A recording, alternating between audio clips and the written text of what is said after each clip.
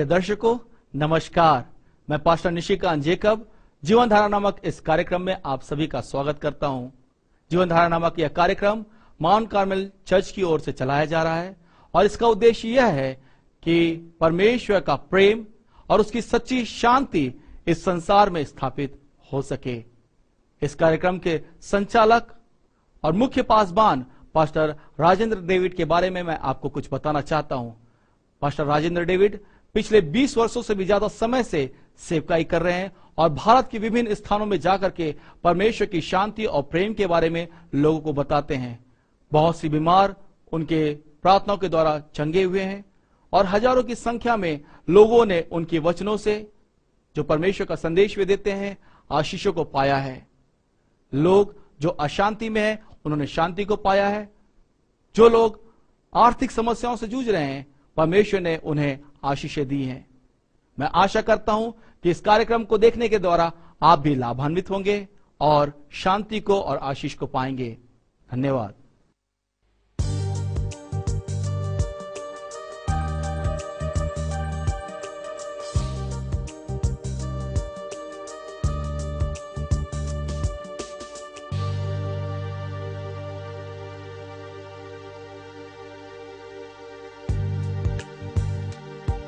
एक बार तो मसीहा का दीवाना बन के दे,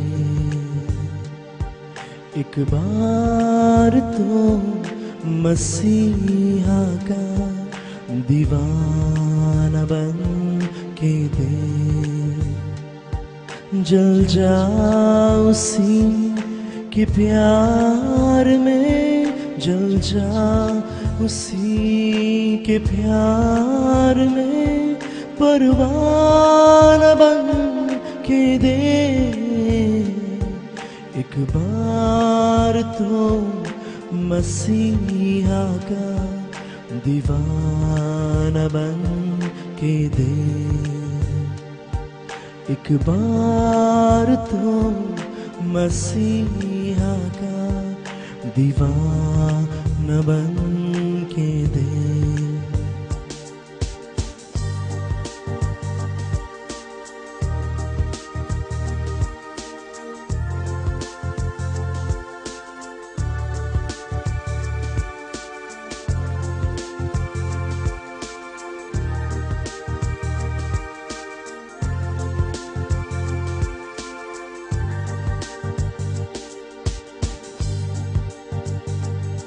अगर इश्क देखना है तो सूली पे गौर कर, सच्चाई देखनी है तो पसली पे कर नजर।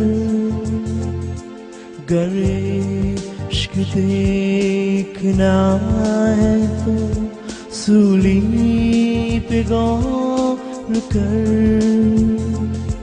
सच्चाई देखनी है तो पसली पे कर नजर।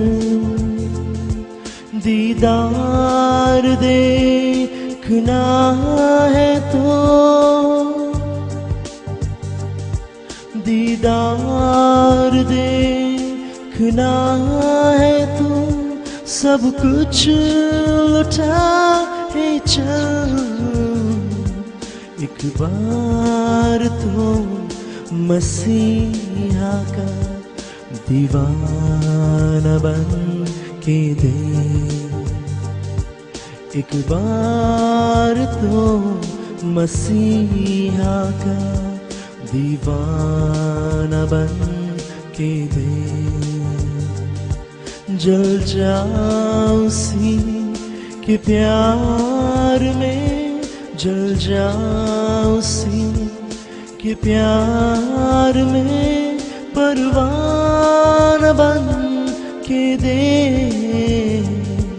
एक बार तो मसीहा का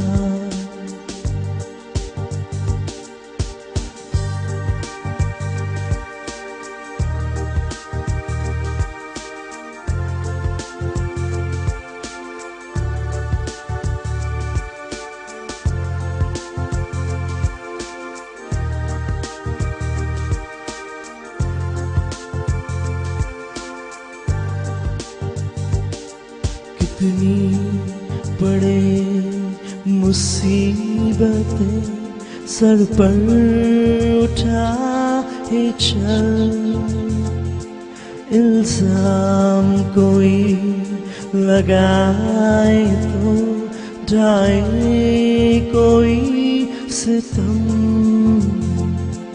इतनी पड़े मुसीबतें सर पर उठाए चल, इल्जाम कोई लगाए तो ढाए कोई सितम,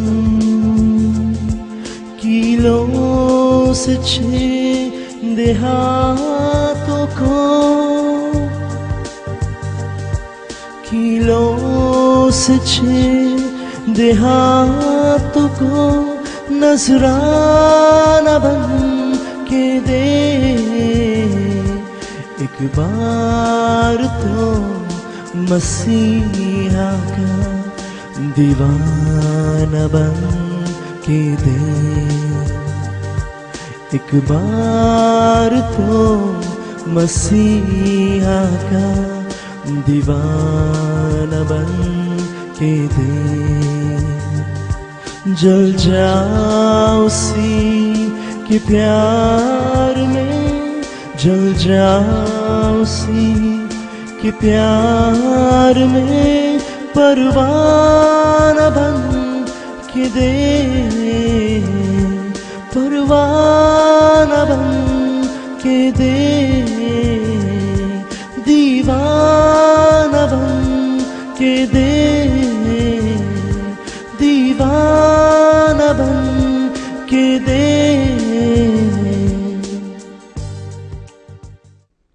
जीवन धारा कार्यक्रम के सभी दर्शकों को हमारा नमस्कार। प्रिय दर्शकों, आज एक और विषय के साथ आपके बीच में उपस्थित हुए हैं, लेकिन इससे पहले आपको बताना चाहता हूं कि आपके फोन कॉल्स और आपके व्यक्तिगत रूप से हमारा संपर्क होना इस बात को बता रहा है कि जीवन धारा कार्यक्रम के देखकर आप आशीषित हो रहे हैं। प्रियो, आज इस कार्यक्रम में एक विषय के साथ हम उपस्थित हुए हैं और वो विषय है चिंता। आज मनुष्य के जीवन में बहुत सारी चिंता है। मेरे प्रियो, यदि हम डॉक्टर के पास जाते हैं किसी भी प्रकार की कोई प्रॉब्लम लेकर के, समस्याओं से ग्रसित होकर, शारीरिक रूप से पीड़ित होकर, तो डॉक्टर जो है हमेशा हमें एक बात बोलता है, आप टेंशन मत करो। टेंशन अर्थात तनाव, तनाव का उद्गार चिंताओं से होता है। जब एक व्यक्ति अपने जीवन के विषय में, परिवार के विषय में और बहुत सी बातों की चिंता करने लगता है तो उसके जीवन में तनाव बढ़ जाता है, और जब वो तनाव ग्रसित हो जाता है तो और भी बहुत सारी बीमारियां उसके जीवन में आ जाती हैं। डॉक्टर उसे डिप्रेशन या टेंशन नाम देते हैं, परंतु पवित्र शास्त्र में एक बात लिखी है, परमेश्वर के वचन में लिखा है, तुम किसी भी बात की चिंता मत करो। मत्ती के 6 अध्याय उसके 25 पद में परमेश्वर का वचन कहता है, अर्थात यीशु मसीह स्वयं इस बात को वहां पर कहते हैं, इसलिए मैं तुमसे कहता हूं कि अपने प्राण के लिए यह चिंता ना करना कि हम क्या खाएंगे और क्या पिएंगे, और अपने शरीर के लिए क्या पहनेंगे और क्या हमारे जीवन में होगा। इन सब बातों की चिंता करने के लिए परमेश्वर का वचन हमें मना करता है, क्योंकि प्रभु इस बात को अच्छी रीति से जानता था कि इंसान जब चिंता करेगा तो उसका दुख बढ़ जाएगा। इंसान जब बहुत सारी बातों की चिंताओं में ग्रसित होगा तो वो तनाव ग्रसित हो जाएगा, वो डिप्रेशन में चला जाएगा। इसलिए यीशु मसीह ने अपने जीवन काल के अंदर बहुत अच्छी रीति से परमेश्वर के वचन में से हमें समझाया कि किसी भी बात की चिंता मत करो। परमेश्वर के वचन में प्रभु यीशु मसीह ने मत्ती 6:26 में कहा, आकाश के पक्षियों को देखो, कि वे ना बोते हैं ना काटते हैं और ना उनके कोई खत्ते में बटोरते हैं, तो भी उनका स्वर्गीय पिता उनको खिलाता और पिलाता है। मेरे प्रियो, अगर हम अपने इस वातावरण पर दृष्टि करें, पशु और पक्षियों पर दृष्टि करें, तो हमसे बेहतर वो हैं, क्योंकि उन्हें किसी बात की चिंता नहीं है। सुबेरे उठते हैं, निकल पड़ते हैं और परमेश्वर उनको अच्छे से अच्छा भोजन खिला करता है और शाम को पक्षी अपने बसेरे में वापस जाकर के सो जाते हैं। वो ना काटते हैं ना बोते हैं। मेरे प्रियो, आपने कभी कौवे को खेती करते ना देखा होगा या किसी पक्षी को खेती करते हुए ना देखा होगा और देखोगे भी नहीं, क्योंकि उनका विश्वास उनके स्वर्गीय पिता में है और परमेश्वर पर वो भरोसा रखते हैं। लेकिन मनुष्य एक ऐसा प्राणी है जो परमेश्वर पर भरोसा ना रखकर अपनी चिंता अपने आप से करने लगता है। हम क्या खाएंगे, क्या पहनेंगे, हमारा क्या होगा, मेरे बच्चे का क्या होगा, मेरे जीवन का क्या होगा। बहुत सारी चिंताएं हमको आकर घेर लेती हैं और उन चिंताओं में, फिक्र के अंदर हम अपने आप को उलझा देते हैं। परमेश्वर का वचन कहता है कि जब मैं पक्षियों को और पशुओं को खिलाता हूं, पिलाता हूं, तो तुम्हारा जो मूल्य है वो उन पक्षियों से कई बढ़कर है। मेरे प्रियो, परमेश्वर ने मनुष्य को, आदम और हवा को अपनी समानता और अपने स्वरूप में बनाया। जब परमेश्वर ने हमें आदम को और हवा को अपनी समानता और स्वरूप में बनाया है, इसका अर्थ यह है कि हमारा मूल्य उन पशु और पक्षियों से कई बढ़कर है। लेकिन फिर भी मनुष्य है जो चिंता करता रहता है। आपने कभी भी किसी पशु को या पक्षी को बैठकर इस प्रकार से चिंता करते हुए नहीं देखा होगा। कभी कोई पशु ने दूसरे पशु से नहीं पूछा होगा क्या सोच रहे हो। कभी किसी पक्षी ने दूसरे पक्षी से इस अवस्था में बैठे हुए देख करके, पहली बात इस अवस्था में बैठा हुआ कोई दिखेगा नहीं, और अगर बाई चांस दिखे तो वो पूछे कि तुम क्या सोच रहे हो, क्या विचार कर रहे हो। ऐसी दशा हमने नहीं देखी, लेकिन मनुष्य इस दशा में पड़ा हुआ है। एक मनुष्य दूसरे मनुष्य से पूछता है, तू चुपचाप क्यों बैठा है, तू क्या सोच रहा है, तू किस बात की चिंता कर रहा है। इसका अर्थ यह है कि मनुष्य ही एक ऐसा प्राणी है जो चिंताओं में उलझ गया है, चिंताओं में फंस गया है।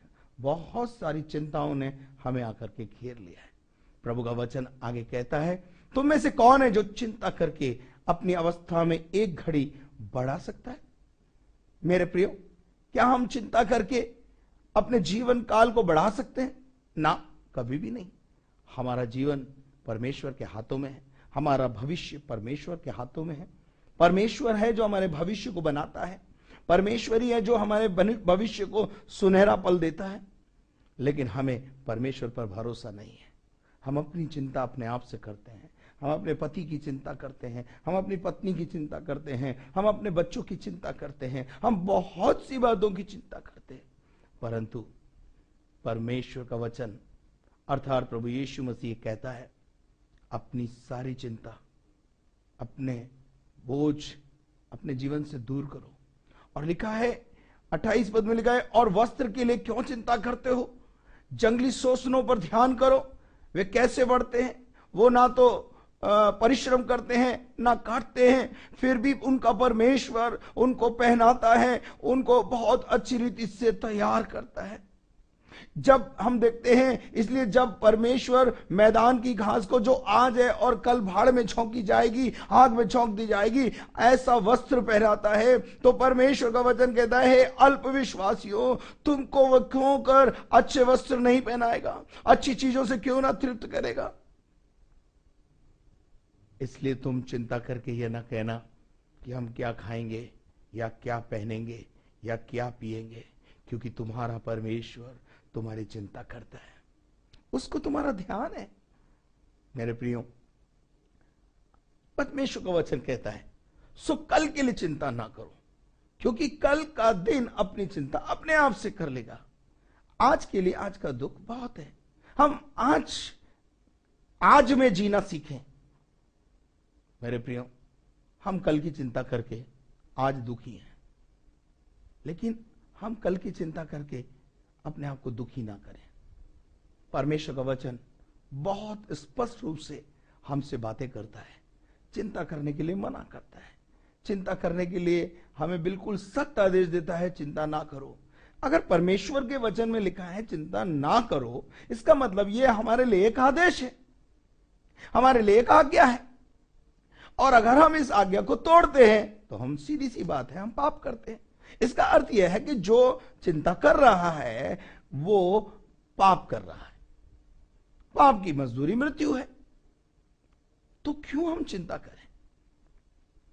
परमेश्वर के वचन में पहला पत्रस और उसका 5वां अध्याय और उसके 7 पद में प्रभु का वचन पत्रस के माध्यम से फिर दोबारा हमसे कहता है, और अपनी सारी चिंता उसी पर डाल दो। सारी चिंता का क्या अर्थ है? थोड़ी आप करें, थोड़ी परमेश्वर करे? ना ना ना, ऐसा नहीं है। प्रभु चाहता है कि हम अपनी सारी चिंता, जितनी भी चिंताएं, पति की चिंता, पत्नी की चिंता, बच्चों की चिंता, बुजुर्गों की चिंता, हमारे जितनी भी चिंताएं हमारे जीवन में पाई जाती हैं, उन सब चिंताओं को हम प्रभु के पास लाकर डाल दें। यहां लिखा है, क्योंकि उसको तुम्हारा ध्यान है। मेरे प्रियो, कितनी प्यारी बात यहां पे लिखी है कि हमारा परमेश्वर हमारा ध्यान रखता है। वो हमारा परमेश्वर हमारे बारे में सोचता है। हमारा परमेश्वर हमारी चिंता करता है। हमारा परमेश्वर हमारा ध्यान रखता है। क्यों रखता है? क्योंकि हम उसकी संतान हैं, हम उसकी समानता में हैं, उसके स्वरूप में बनाए गए हैं, उसने अपने हाथों से हमें बनाया है, हम उसकी सृष्टि हैं, हम उसके लोग हैं, हम उसके पुत्र और पुत्री हैं। एक छोटा बालक जो आपके घरों में खेलता रहता है, जब वो बालक स्कूल जाने लगता है, एक उदाहरण देकर आपको समझाना चाहता हूं। वो बालक कभी अपने मां बाप से आकर रात को ये नहीं पूछता कि मम्मी कल सुबह नाश्ते के लिए चाय, शक्कर, पत्ती, दूध सब कुछ है या नहीं। मुझे बताइए, क्या कभी किसी आपके छोटे बालक ने 5 वर्षीय या 6 वर्ष में जो स्कूल गोइंग बच्चा होता है, क्या कभी उसने आकर आपसे इस प्रकार का रात में एक गंभीर प्रश्न किया है? नहीं किया। मैं विश्वास करता हूं आपके पास उत्तर होगा कि मेरे बेटे ने मुझसे कभी ऐसा सवाल नहीं किया। क्या आप इस पर विचार करेंगे क्यों नहीं किया? हां, उसका उत्तर यह है, ये उसका काम नहीं है। ये सोचना, ये विचारना, ये चिंता करना, ये उसका काम नहीं है। उसे मालूम है मैं अपने माँ बाप के साथ हूं, ये मेरे माँ बाप का जिम्मेदारी है, मेरे माँ बाप को इस बात का ध्यान रखना है। और अगर हम अपने व्यक्तिगत जीवन में देखें तो हम सुबह के लिए रात ही में सब कुछ व्यवस्था करके सोते हैं, क्योंकि मेरा बच्चा कल स्कूल जाएगा, मेरे बच्चे के लिए सुबह मुझे ये नाश्ता बना के बांधना है। सब बातों का ध्यान माँ बाप रखते हैं। अगर आप माँ बाप अपने बच्चों का ध्यान रखते हैं तो वो स्वर्गीय पिता आपका ध्यान क्यों नहीं रखेगा? पर वो आपका ध्यान इसलिए नहीं रखता क्योंकि आप अपनी चिंता अपने आप से करते हैं। आप अपने फिक्रों में, अपने चिंताओं में ऐसे उलझे हुए हैं कि आप अपने पिता पर विश्वास करना ही भूल गए। इसलिए पत्रस अपनी पत्री में बोलता है, सचेत हो और जागते रहो, क्योंकि तुम्हारा विरोधी शैतान गरजने वाले सिंह की नाई इस खोज में रहता है कि वो किसको फाड़ खाए।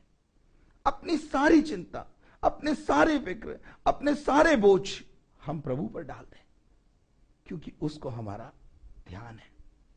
परमेश्वर के वचन में पहला पत्रस 5 अध्याय उसके 6 पद में परमेश्वर का वचन इस प्रकार से कहता है, इसलिए परमेश्वर के बलवंत हाथ के नीचे, परमेश्वर का हाथ बलवंत है, सामर्थी है, उसमें ताकत है, उसमें उद्धार करने की क्षमता है।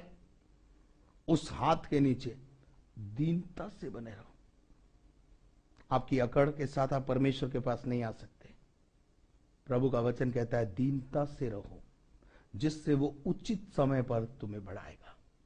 उचित समय आने पर उचित काम हमारा परमेश्वर हमारे लिए करेगा। हमारी बेटियां जवान होंगी, उनकी शादी की चिंता वो करेगा, ध्यान करेगा। उसको ध्यान है, उसको पहले से ध्यान है इस बात का, क्योंकि जिसने हमें इस दुनिया में भेजा है उसको सब मालूम है, सब ध्यान है।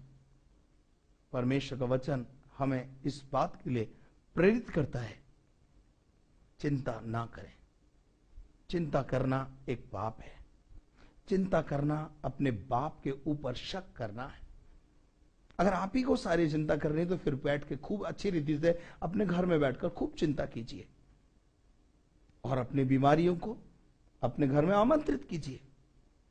परंतु मैं आपको परमेश्वर के वचन को याद दिलाकर कहना चाहता हूं कि अपनी सारी चिंता, अपने सारे बोझ, अपनी सारी समस्याएं प्रभु के चरणों में डाल दो, क्योंकि उसको तुम्हारा ध्यान है। क्यों वो तुम्हारा ध्यान रखता है? क्योंकि वो तुमसे प्यार करता है, वो तुम्हें चाहता है। आइए आज सारी चिंताओं को, सारे फिक्र, सारे बोझ हम प्रभु पे डालें, क्योंकि एक प्रभु का एक वचन मत्ती रचित सुसमाचार उसका 11 अध्याय और उसके 28 पद में प्रभु यीशु मसीह एक बहुत ही बेहतरीन बात बोलते हैं। वहां लिखा है, हे सब परिश्रम करने वाले। हां मेरे प्रियो, हम बहुत परिश्रम करते हैं, उसके बाद भी हम बोझ से दबे हुए हैं, कर्ज से दबे हुए हैं, बहुत सारी चिंताओं के नीचे हम दब चुके हैं। वो कहता है, प्रभु कहता है मेरे पास आओ और मैं तुम्हें विश्राम दूंगा। विश्राम का अर्थ है मैं तुम्हें शांति दूंगा। हे सब परिश्रम करने वाले और बोझ से दबे लोगों, मेरे पास आओ, मैं तुम्हें विश्राम दूंगा। मेरे प्रियो, अगर इतना बड़ा निमंत्रण हमारे परमेश्वर की ओर से हमें मिला हुआ है तो यह हमारे लिए बहुत ही सौभाग्य की बात है। फिर क्यों हम चिंता करते हैं? फिर क्यों हम परेशान हैं? फिर क्यों ना हम उस वचन पर विश्वास करते कि ये सब परिश्रम करने वाले और बोझ से दबे लोगों, आपका कैसा भी बोझ हो, अपने बोझ के साथ प्रभु के पास आइए। अपनी सारी चिंताएं प्रार्थना में प्रभु के सामने डाल दीजिए। प्रभु से कहिए कि मेरी चिंता प्रभु तू कर, और वो आपकी चिंता करेगा। उसको आपका ध्यान है, वो आपके बच्चों का ध्यान रखता है, वो आपका ध्यान रखता है। आप कल क्या खाएंगे उसको ध्यान है, आप कल क्या पहनेंगे उसको ध्यान है, आपके बच्चों का भविष्य क्या होगा उसको ध्यान है। इसलिए आज जब इस कार्यक्रम को आप देख रहे हैं, अगर कोई भी चिंता आपके जीवन में है तो प्रभु के पास, परमेश्वर के पास लाकर उसे डाल दीजिए। वो आपके जीवन से इन सारी चिंताओं को दूर करके आपको विश्राम देगा। एक मेंटल पीस आपके जीवन में आएगी, आपका मानसिक तनाव दूर हो जाएगा। पवित्र शास्त्र बाइबल में लिखा है, मन का आनंद सबसे अच्छी औषधि है। मन में आनंदित रहना सबसे अच्छी बात है। मेरे प्रियो, जब हम कलीसिया में आते हैं तो हम बोझ से दबे हुए होते हैं। बोझ हमारे सर के ऊपर होता है, बोझ की टोकरी हमारे सर के ऊपर होती है। लेकिन जब हम प्रभु के पास आते हैं तो उन परिस्थितियों को प्रभु बदल देता है और वो बोझ उसके बाद हमारे पांव के तले आ जाता है। प्रभु हमें उस पर चलना सिखा देता है, प्रभु हमें उस पर चलने की ताकत देता है और उचित समय पर उचित काम करना शुरू करता है। परमेश्वर का बलवंत हाथ आपका इंतजार कर रहा है। परमेश्वर का एक बड़ा निमंत्रण आपका इंतजार कर रहा है। उसने आज से 2000 साल पहले ये बात बोली, हे सब परिश्रम करने वाले और बोझ से दबे लोगों, मेरे पास आओ।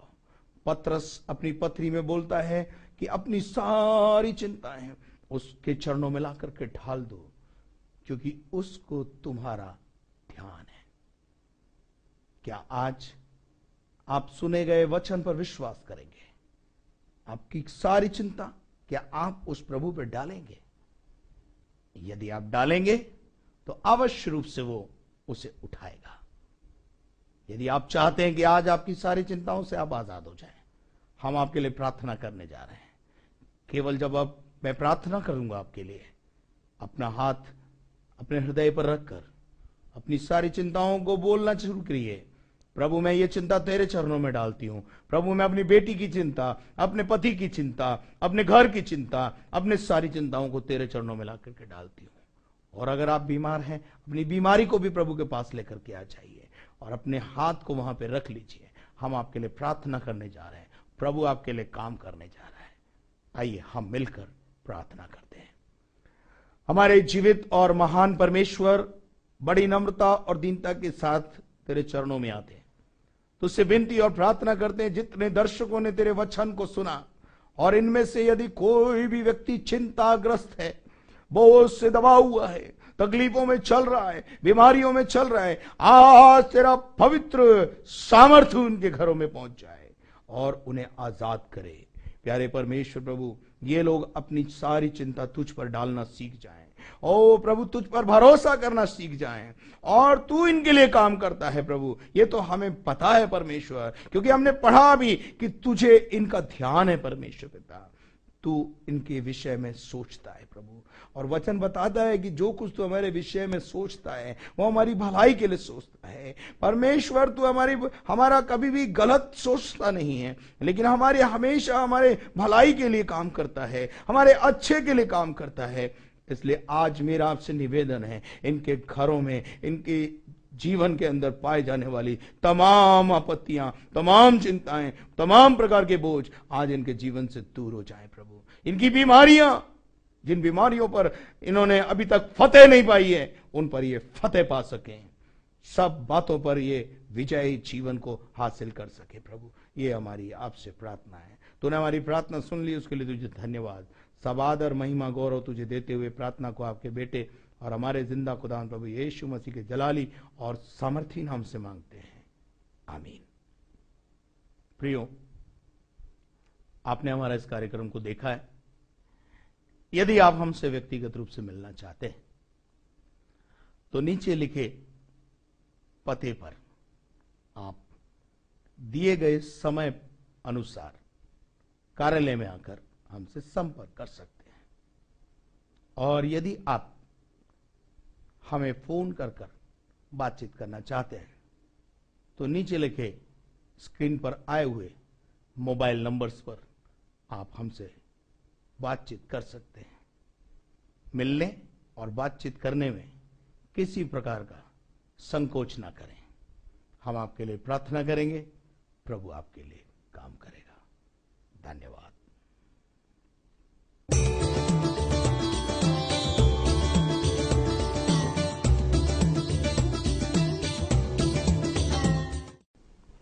नमस्कार, मेरा नाम पूनम है और मैं ढोलाबाटा की निवासी हूँ।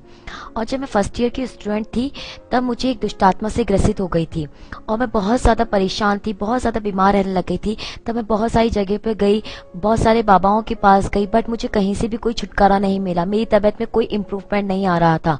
फिर मुझे किसी ने कहा कि आप प्रभु यीशु मसीह के पास आइए, आप प्रभु के भवन में आइए, हम आपके लिए प्रार्थना करेंगे और आप बिल्कुल ठीक हो जाएंगी।